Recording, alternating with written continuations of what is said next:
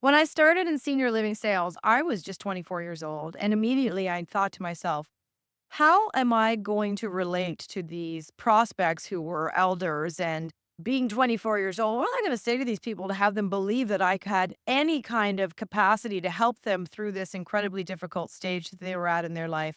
Not only them, but also their daughters who were 60 years old themselves. What was I going to do to have them believe that I could offer any kind of information for them to help them through the struggles that they were facing and move into a senior living residence?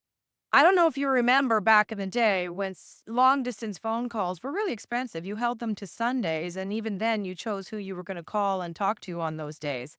So we wrote a lot of letters back then. And my favorite pen pal when I was young was my grandmother.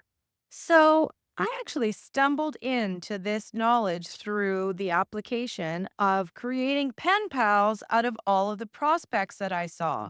I had a standard letter that was sort of sitting there on my computer, and I would put this nice, juicy, wordy, personal letter at the top, put the information about the home underneath, and then salutations at the end.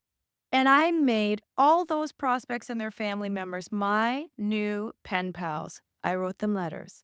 And then they called me back to tell me how much they loved my letter.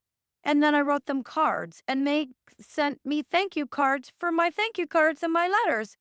And I continued on in that path as my process for well over my first year and saw incredible success.